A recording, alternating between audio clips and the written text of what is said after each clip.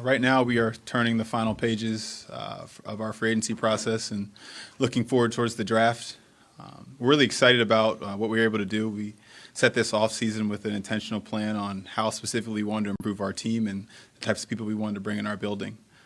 With that, I want to make sure I stop and thank our ownership group who, no matter what our planning is and whatever your best laid plans are, you need an ownership group willing to support you with resources and always on the phone. How can we help? All those different things. And really excited about what we were able to do. After 3 years, of our being here together, I'm really excited at our process, and I want to stop and really pay great gratitude to our staff, my executive staff, the rest of the personnel staff, our coaching staff, football operations staff. It's been incredible to see them become the foundation of our decision-making engine. It's been really great to watch and see. Special thanks to our pro group led by Sam DeLuca, Shane, Alex, Taylor, Sally. They do an incredible job for us setting the board, giving us options, really being the experts, the detail-oriented people who understand what we need to do, and kind of, our group sets the vision, but they're really the people who put a lot of substance to it. Rob and Emily, I'll always say up here talking about how great Rob and Emily are. Not just everybody looks at the contract structures and different things like that, and they deserve a ton of credit for that, but really it's the relationships.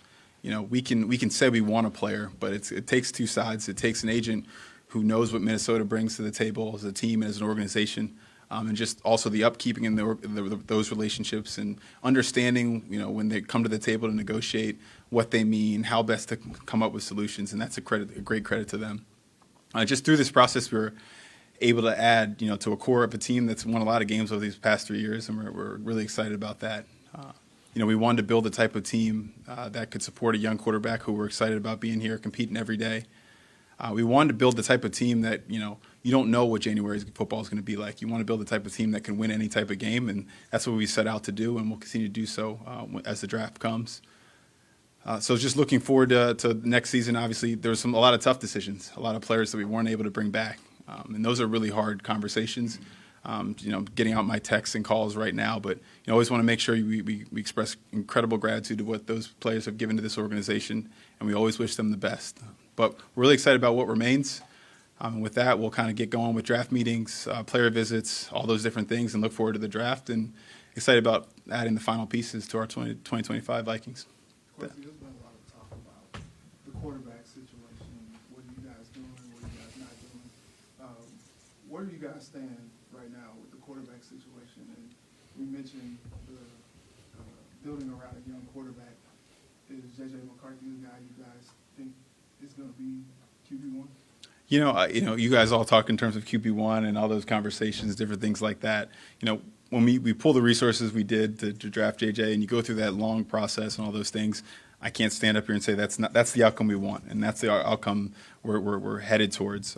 At every checkpoint, whether it been the draft process or practice until the injury, or really the offseason now, he's met the bar. I mean, he's exceeded our expectations at every point. And so I don't have the ability to tell you what the future is, but I can tell you what I expect to be the outcome this offseason from the competition. But it's also our job to set up a quarterback room that's going to have, be able to meet, have great ideas, and prepare whoever it is to play, but also provide, insurance in case somebody needs to come in for a couple of games. And that's our job as a personnel department to look at all the options out there and make sure we're setting ourselves up for the best case we can.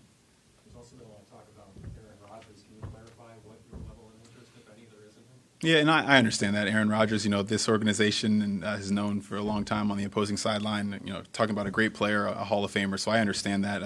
I'll always say it's our job as a personnel group to make sure we're aware of every potential option. Again, we're trying to make sure we solve for scenarios that we don't know could possibly happen.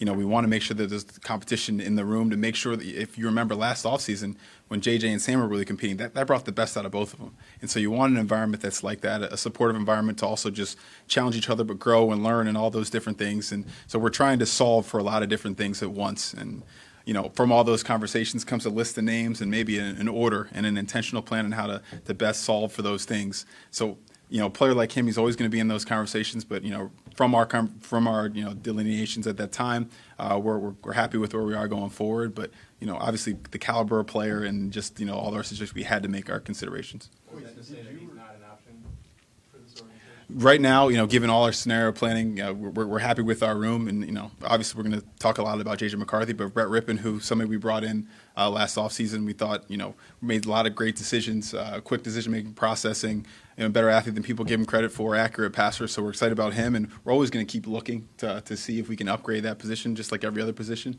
But right now, I'm sorry. Go ahead. You wouldn't consider Aaron Rodgers competition for JJ if you would have been are you saying that that would be the classification for a quarterback that you brought in, that it would be competition and not a person who You want to solve for a lot of different things. You want competition. You want ability to play if they're not the starter, all those different things. You're just trying to solve for a lot of different dynamics. I'm not going to say that's specific to Aaron, but just generally what you're trying to solve in the decision. Yeah, so you're talking about a player that Kevin's known for a long time, and so when you have a relationship like that, I'm typically the type that's like, hey, whoever's got the best relationship, talk to him. And so Kev, he's a bit of a if I'm like the maybe like the dork Elvis, maybe Kev's like the QB Elvis type of guy. He's got a lot of respect in that community, and he deserves it for a lot of great reasons, not just for the what he brings from a schematic standpoint, but just how he cares about players, how he cares about people. He cares about a lot of times the environments around quarterbacks aren't really supportive to quarterbacks. And so for that reason, he's got a great relationship with a lot of these guys. And he's got a great relationship with Aaron. They've had a lot of conversations. Obviously, he looped us in, and we kind of met and go from there. It's a unique thing to talk about a player of that caliber, and I'm always somebody who wants to learn and grow myself. And so, just being involved in those dialogue was really special. Were you expecting, as the offseason began, that he would be somebody you guys would reach out to or speak with? So, obviously we had our start the offseason. Obviously, Sam was still, a potential option. And then, Daniel was somebody that we brought in with potential. So he was in our conversations, but you're always trying to plan for a lot of different things. Again, I've named 3 players, but there's other players that are also in consideration. And you put all your options on the table and you see what fits best for your scenarios, and you kind of go from there. Kwesi, when you're having conversations with a player of his caliber, how do you set the parameters of that in terms of whether he wants to be assured of certain things, of where he's going to be in the pecking order? I mean, how much of those conversations did you have with him in terms of what it would look like if he came in? Yeah, our belief here is full transparency, both sides. I don't think it's wise from either party to show up here and have surprises. I think the players, we always encourage our players, agents to tell us exactly what you expect from this opportunity, and we do not lie. We tell them, hey, we might do this, but we also might do this in the future, and just make sure you make that decision full knowledge based. So transparency is just the key to how we have those conversations always. Question, why haven't your deal been done? Man, it's funny. I don't think about that very much, I'll be honest. I'm wired. This is probably the busiest time of year for myself and my staff, and so I wake up every morning trying to make sure the Vikings get to the ultimate goal I want to get us to. So when I somebody will say it in passing, I'll make sure I call Jimmy and ask him how it's going and all that stuff. But just like what we say with player contracts, it's a process. These things take time. A contract is a chance for people to come together at a table and find solutions for the things that they want to solve for. So that's what we do. I trust people to do that for me. I promise you I don't wake up thinking about that for 1 second. I wake up thinking about how do we improve this team, how do we beat the other teams in our division, how do we get to the playoffs, and how do we go further. It's one of those things. We're all aligned the same way. Myself, the Wilfs, the Vikings, my family, everybody is aligned. Whereas if I go out and do my very best and focus all of my being towards that, everything's going to work out. That's how I believe my life, and that's how I'll continue to believe. What do you read into the fact that Kevin's deal was done right away and yours is not? I don't. I just, if you've been in my office, I have a bunch of quotes I kind of by, and, happiness is good health and a poor memory. I was a middle child. I just feel like you don't find happiness in life looking about what other people have and compare it to yourself. Every situation's different. I know the Wilfs value the things I bring to this organization. I know I love it here. We've been able to accomplish a lot of different things. Started my family here. Minnesota will be a part of my story forever. So I don't really think about those things, I'll be honest, on a day-to-day basis. Is it odd, though, that you're planning to make a move for the future, whether you draft in free agency and you only have 1 year left on your deal? I think when you sit down in a conversation with me and interview me and you get to know me, the person I am, integrity-wise, I don't think you'd ever question whether I do the right thing by the organization for the future. And I think they continue to trust that. If you spend time with me every day, I'm not perfect. I have my flaws, but willingness to do the right thing by the organization is not one of them. And so I don't think they worry about that. I know I don't, because again, I plan to be, the person that's here when we ultimately accomplish our goals, and that's what I'm working towards. So is the deal close then, though? Because at some point in time, just for the for the sake of the entire place here, it's going to become important. Do you have a deal close to being in place? Is it still at the start line? Where are things as far as you stand? It's funny, with a player. If somebody asks me, a player agent asks me that, these things don't come in straight lines. They kind of come with dribs and drabs, and then big discoveries, and then you're here, and then you kind of, it's like building a house. A lot of the time takes, to build a lot, takes 90% of the time to build a lot of it, and the last 10%, how that goes. So I can't tell you exactly where that is. I wish I could give you a simple, clean answer. I know that there's positive dialogue happening with my representatives and theirs, and then me with them as well. Again, it's probably on me that it's not going quicker because, again, I wake up every morning focused on the things that I need to focus on to get this team to where they want to go. That mindset that it's my job to be the servant leader for them, that doesn't change just because a contract maybe has a year left on it. But with the quarterbacks, do you still plan or need to add another veteran before the offseason starts? Yeah, we're looking at all our options. There's a lot of good players out there still. We've have the dynamic where we're trying to improve the team, but mindful of our compensatory pick situation and different things like that. So we're really just trying to be mindful of that and the right way to set us up to succeed, but also be mindful of all the different factors we have to. How did it end with Rodgers? Was it his choice, your choice, that it wasn't going to fit? I think we got to a place where we just said everybody was transparent, but right now we feel good about where we're going, and that's really how it ended.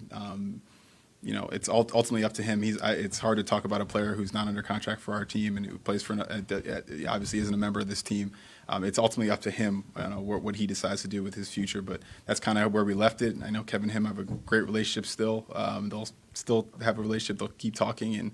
But right now I'm focused on the two players that are in our room right now and my personnel process for going forward. Kwesi, JJ talked a little bit yesterday about he hasn't been promised QB1 and doesn't want that. What have your conversations been like with him when you're talking to a guy like Aaron Rodgers? How much do you kind of feel out how he feels about other guys that may come into that room? I don't know if I actually asked Kev this before I came up here. Does anybody ever tell the quarterback they're QB1? I don't know how that actually works, but, our conversations with him have always been about your development, you being the best version of yourself. So when you say feelings, I don't know if it's necessarily feelings. It's about what we think actually tangibly impacts him reaching the ceiling we want him to reach. All those dynamics that actually matter for him getting the reps, getting those different things because look, we're trying to win a championship, but that doesn't always happen in 1 year. We were trying to make sure that we're giving ourselves an op over the next how many years. And so to do that, we have to plan today, unknowing what's to come. And so a lot of that conversation just centers around that. Nothing more than that. Like obviously feelings matter. I'm not to say that they're not, but for us, it's really just focused on getting the best version of him, and then also what sets us up to succeed for the best window for us for the championship. Kwesi, do you feel like you can see enough from him in the spring and summer to feel confident in him being the starter come training camp? I'm only laughing because I will. I'm a trader by nature, so I think at the end of the day, all you can do is look at the information you've given at the time you've been given it. And I would tell you that at this exact moment, he's passed every test with flying colors. So at that point, what else are you wanting to eat? That means you just won't be ready to make the decision. And I get that. This is a sport and this is a position where people want to see it first. You don't always get that opportunity. And so you have to go on what you know. And I know we're betting on his preparation, the person, the talent. But again, it's shown in every single instance that we've had it. And so I'm going to be comfortable with that in that place. I also am not the person who's out there. There's a lot of other people out there involved in that. But it's me specifically, yes. Kevin specifically, yes. These are things we talked about when we first got in a conference room in LA. We talked about how we evaluate quarterbacks, how we develop them, and a lot of that came from his personal experience and things that he believes have become my belief. So I think we're excited about where he is in that development, and we'll keep learning the information we get as it comes, and we'll make the decision we can at the time. Kwesi, can you say definitively that the door is closed with Rodgers? It kind of sounds like ultimately it was his decision, and we're still looking for a better quarterback. Can you say that I don't know that it was ultimately. I don't know that I said it was ultimately his decision. I don't want to make sure. I make sure that I think that I said that. Given where we are scenario-wise, we didn't think it was the right move at this time. It is also his decision to whether he signs with another team. Not that's ultimately up to another player. For me to sit here and say that anything's 100% forever, that's just not the job, right? We're responding to scenarios and different information as it comes. So obviously things can change, but right now we're really happy with our room, and we're going to look to upgrade it in different ways. But for now, we're really excited. Kwesi, Couple more for Kwesi. Able to address both sides of the line of scrimmage, and then the forecast ahead looks pretty good for top picks in 2026. Even off the moves. Yeah, again, it's setting out. That's really the job of leadership at my level, Kevin's level, Rob Brzezinski's level, is to set a vision, and not just look at how we need to look as a team, but hey, what's coming in the future, and how do we marry those two things together. And I set a course for the plan for this offseason, and some people look at you like you're crazy. Like, you want to get better, but also, and that those two things don't always add up. And again, great credit to our staff, our personnel staff, who has all those options and has it ready. And then the conversations we have, well, hey guys, if we do this, it's really this plus this versus that. And those conversations have been great. Over these 3 years, we've become a pretty cool think tank, and that's how those decisions come. How many of your plan A's were executed, even going back to Aaron Jones a few days before free agency officially opened?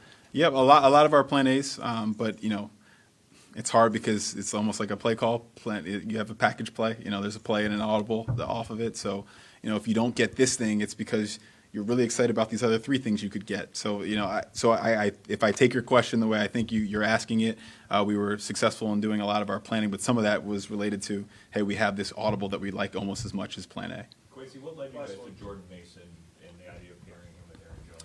Yeah, really excited. We got to see him play against us, obviously, and that kind of impressed us. And obviously, I've been in that building and know how they evaluate running backs, and then the tutelage he'll get with a guy like Bobby Turner, who's I think one of the best in the league, maybe one of the best the sport's ever seen at that position.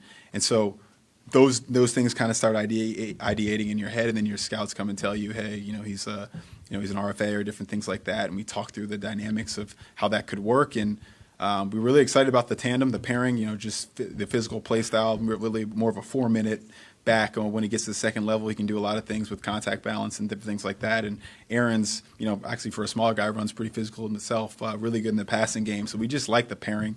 We want to be, like I said, we want to be able to win any game. And so if we got to run it 40 times, we want to run it 40 times with those 2 guys.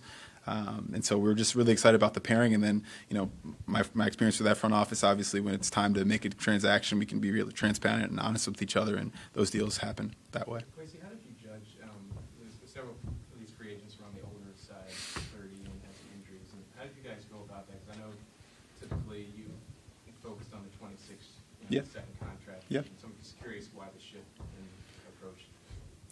It's obviously when you always prefer to have the longest runway, right? And so you always, when you're getting players, you don't just want them for what they are, what they could be. And so younger players typically, can be getting better, and you're buying them kind of at a place where they're arrow up still. With veterans, it can be a different situation where because of something, maybe an injury or an age, they're being discounted, and then they become valuable for that reason. So you're just really, it's always about a value creation type thing. Sometimes that comes from young, sometimes that comes from older.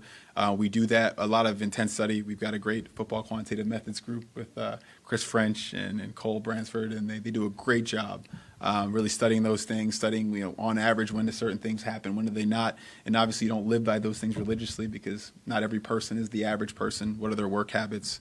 What is our building able to do? I think Tyler and his staff does an incredible job to get players to be healthier, better, more available than they've been at other stops. So a lot of that kind of goes into the calculus. We're always just trying to find value, and I think that can happen with younger players, but sometimes with older players. But it's also, to the previous question, it's planning for the future. It's, okay, well, if we do this move, we might need to do this move in a year or two. Can we set ourselves up to do that? Thank you, guys.